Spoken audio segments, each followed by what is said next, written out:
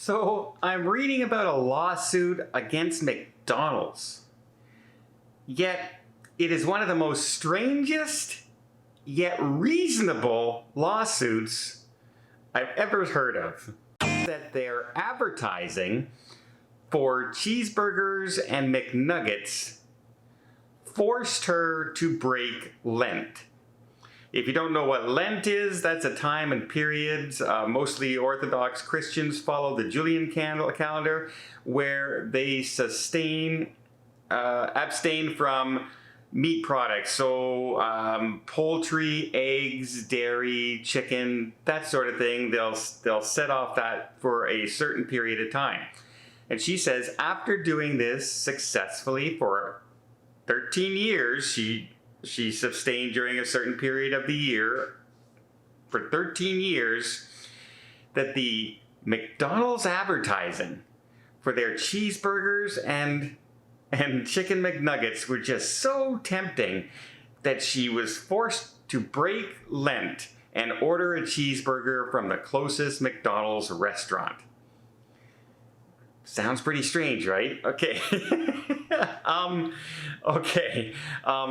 She says that this basically, she sees this as a violation of consumer rights. And she wrote into the court in her actions, she says, "In the actions of McDonald's, I see a violation of the Consumer Protection Act. I ask of the court to investigate it, and if violation has taken place, to oblige McDonald's Corporation to compensate her for moral damage in the amount of," are you ready for this? Are you ready for this? What are you expecting? $1 million? $10 million? $100 million? $1 billion? What do you think she's suing for? Because she was broke her religious, she was forced to break her religious vows, basically, and ate meat during Lent. No, she's asking for 1,000 rubles. That's right, 1,000 rubles. Oh wait, you're wondering how much 1,000 rubles is? Well, if you're in Canada, that's about $17. If you're in the United States, it's about $14.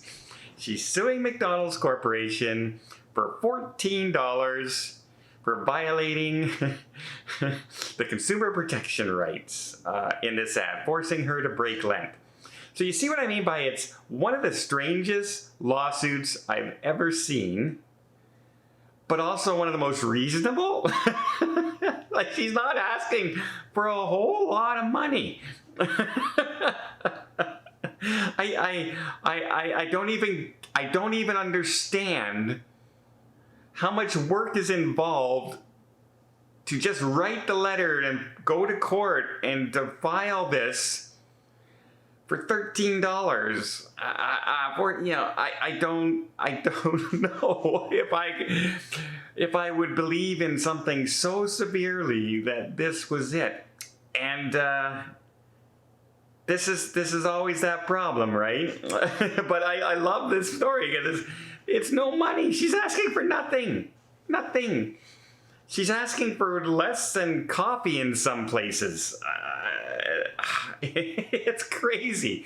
But I guess she feels very, very strongly that these were such a disruptive influence in her life that she had to break her religious vows on Lent because of those darn commercials for McDonald's. Just were so appetizing and just looked so good.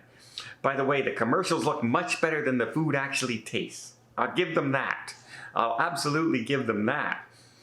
But here's my thing, especially when someone talks religion, saying that this forced them to break their religious vows. Did you ever think that somebody might just be testing your religious vows? And in this particular case, you might have failed.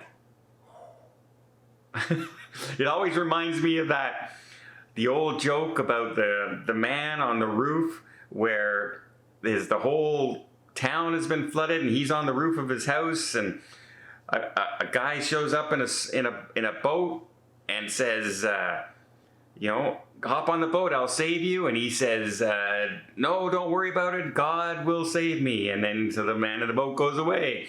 And then all of a sudden here comes a guy in a plane, and he lands the plane down beside him in a seaplane and says, here, hop in the plane, I'll save you. And the guy says, no, don't worry, God will save me. And he said, okay, that's great, no problem. And then at the end, he ends up dying, goes up to heaven, and he goes to God. I said, God, what happened? I thought you were going to save me. He says, hey, I sent you a boat, I sent you a plane. In this case, they might have tested your religion with tempting McDonald's food, and you failed the temptation.